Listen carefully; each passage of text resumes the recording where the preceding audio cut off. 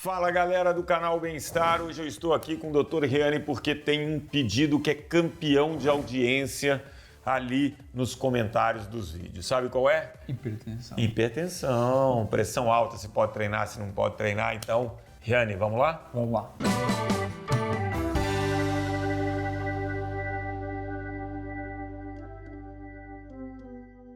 Riane, primeira coisa, assim, tem muitos vídeos, muitas dúvidas. Eu mesmo na CBN recebo inúmeras perguntas. Tenho pressão alta, eu posso treinar musculação? Eu só posso fazer aeróbico? Fala um pouquinho dos benefícios da atividade física para quem tem pressão alta. Ótimo. A primeira pergunta é se eu posso, acho que é cabível essa pergunta. Realmente, quando a gente pensa nos benefícios, a gente tem que saber também dos riscos envolvidos.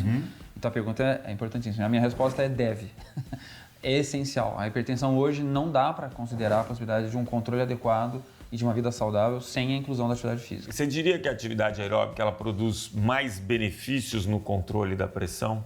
Tá, esse é o primeiro chave. Eu acho que tem um primeiro viés também da interpretação, porque os estudos científicos se basearam ao longo da história muito mais em treino aeróbico. Então, tem mais informação sobre isso. Isso não é por acaso, né? Existe um trabalho inicial que eu acho que é importante as pessoas saberem. Foi um trabalho exploratório que foi realizado com fisiculturistas, fazendo medida da pressão arterial auscultatória com manguito inadequado para aqueles braços gigantes, com cargas que chegavam a 1 tonelada. Então, a pressão arterial desses atletas subia muito. Sim. Isso chamou uma atenção para os pesquisadores. Falaram, nossa, a pressão sobe demais. Então, para um hipertenso, isso deve ser extremamente perigoso. Então, durante anos, houve um medo infundado, porque dois problemas. Primeiro, a técnica da medida era inadequada. E o segundo, eram cargas extremas com pacientes super treinados. Óbvio que o hipertenso não vai treinar nessa intensidade. Então, mais recentemente é que as pessoas, analisando esse viés, começaram a fazer estudos adequados para hipertensos controlados com cargas que são compatíveis com esse perfil de paciente. Eu acredito que a gente está hoje numa quina da história, num ângulo em que começam a surgir técnicas que vão permitir no futuro próximo fazer um teste de musculação medindo a pressão arterial, a análise cardíaca. E o outro aspecto importante é durante a execução do treino, pensa, um cara está treinando um treino aeróbico, na esteira, na bicicleta, você consegue aferir a pressão arterial durante a execução. Então, além de eu planejar, eu posso conferir se durante a execução está tudo ok. Então, pensando no risco, a gente não conhecia esse tipo de paciente, era um medo que existia, que é o lícito que as pessoas tenham, mas a ciência esclareceu. Hoje se sabe como testar, como prescrever e como controlar. Você falou dos exames, né? Então a pessoa fez lá o exame, viu como comportou a pressão, batimento cardíaco durante o exame, pós-exame no minuto seguinte ali. A pergunta é, uma pessoa que não fez esses exames, tem hipertensão e quer treinar, o maior benefício são em atividades moderadas? Isso. Ou intensas? Isso, a gente sabe assim, especialmente se ele não fizer o exame, o moderado vai ser o mais prudente. E além do que a maioria dos pacientes hipertensos também tem outros fatores de risco juntos, né? A glicemia pode estar alterada, colesterol, o peso, doença articular. Então a gente chama de doença plurimetabólica porque são várias coisas que caminham juntas, né? É muito difícil ser só hipertenso. Se eu não tenho o teste, é importante, é prudente se começar devagar. E também para entender a questão musculoesquelética, perceber o corpo se adaptando. E os benefícios principais mesmo para a redução da pressão, eles se concentram nas moderadas intensidades. Quando você começa a aumentar a intensidade, o efeito direto na hipertensão não parece ser tão presente, além do que o risco aumenta. Mas, se o indivíduo tem um teste que permite, você vê que a pressão dele está controlada, você pode fazer isso, porque aí é um efeito indireto. Exercícios de intensidades diversificadas podem reduzir gordura visceral. E reduzindo a gordura visceral, você diminui o potencial para a própria hipertensão. A hipertensão ela é o efeito dos hormônios produzidos pela gordura visceral. Então ficou claro que a atividade aeróbica pode e deve fazer parte do seu estilo de vida, porque vai ajudar no controle, né? Intensidades moderadas é seguro aí para as pessoas que não fizeram um teste. A musculação, ela tem outros enormes benefícios no corpo. Produzir ganho de massa muscular, né? Então você tem outros ganhos. E é importante saber que uma pessoa que tem hipertensão, ela pode fazer musculação não necessariamente com o objetivo de baixar a pressão. Exato. Não vai fazer mal ela fazer, desde que ela faça ali dentro da intensidade dela.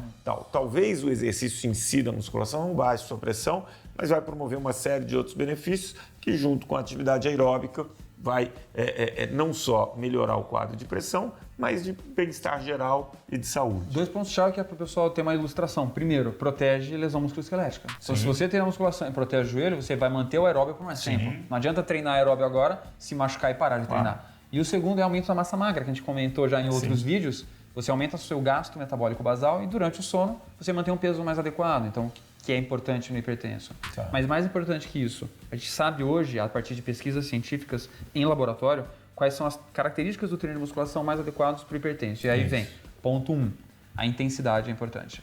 Muita gente falava, é melhor treinar 40% ou 80%, que é uma comparação clássica que se faz na ciência. Olha que interessante, não importa tanto. Porque se você fizer 40%, você consegue fazer mais repetições. Sim. Se você faz 80%, você faz menos. Você E no não final chegar na é muito exaustão. parecido. Então é isso. O ponto-chave não é quantos por cento a carga máxima. É você sentir que você executa o movimento antes de chegar na fadiga muscular. Parar então, pouco antes de chegar na fadiga muscular. Perfeito, que é uma percepção que o professor de educação física vai ter e que o próprio indivíduo vai aprender a fazer isso. Então, E o isso tempo de recuperação entre uma série e outra, ele é um pouco maior? Ponto-chave, a gente vê que durante a execução do exercício a pressão vai subindo e ela demora mais para baixar, até porque ela atinge um patamar mais elevado que indivíduos não hipertensos. Então, esse é o ponto-chave. Não atingir a intensidade aqui da fadiga e aumentar o tempo de recuperação.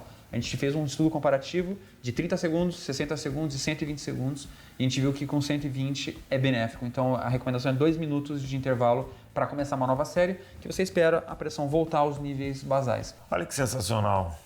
Você já aprendeu aqui que é importante respeitar esse tempo de recuperação entre uma série e outra, que você não precisa chegar até a exaustão, que você pode fazer treino aeróbico, que você deve combinar com a musculação. Tá vendo?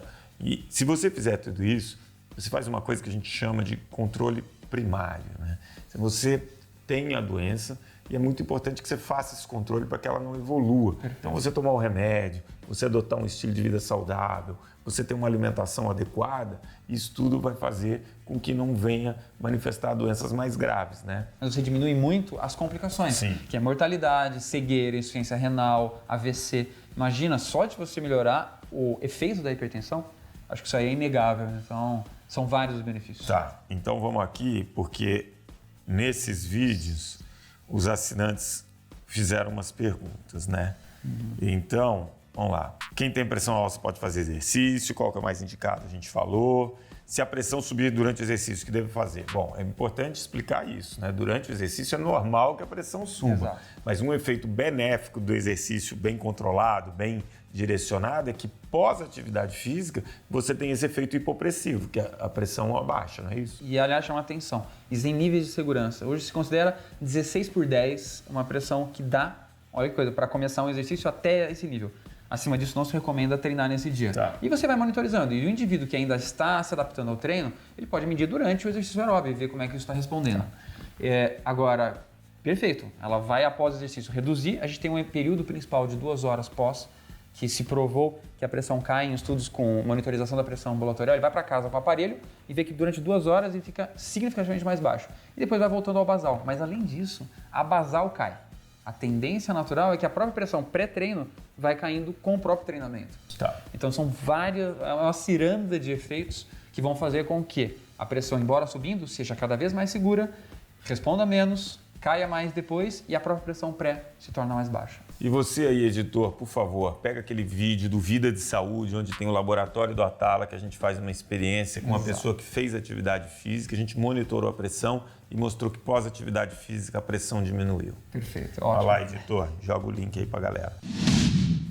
E a última pergunta é, o cara tem pressão alta e usa termogênico, qual o perigo? Primeiro ponto, é bom que se evite. Se o indivíduo estiver mal controlado, principalmente. Agora o indivíduo fala, estou normalmente controlado a minha pressão, estou medicado e eu posso utilizar. Se ele, através de uma conjunta análise do seu clínico, da sua nutricionista, da equipe que está te apoiando e de conhecimento do seu professor de educação física, você pode fazer uma experiência sendo recomendado e aí eu recomendo que faça um teste de esforço na vigência desse termogênico, porque daí você pode analisar e aferir o impacto no organismo dessa medicação que está sendo recomendada. Se eu for professor de educação física, eu não recomendo. Mas, vamos embora.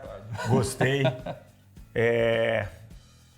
Hoje a gente quis tirar dúvida para quem tem pressão alta. Muita gente no Brasil tem.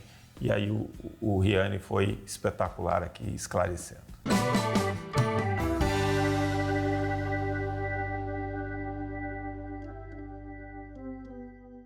Esse foi mais um vídeo do canal Bem-Estar e a gente chegou nesse tema porque você se inscreveu e você deixou seus comentários. Tinham muitos comentários pedindo esse tipo de vídeo. Então agora, se você gostou, que é um vídeo diferente, Por favor, deixe seu comentário. Segunda e quinta, 7h30 da manhã, um vídeo inédito no Bem-Estar.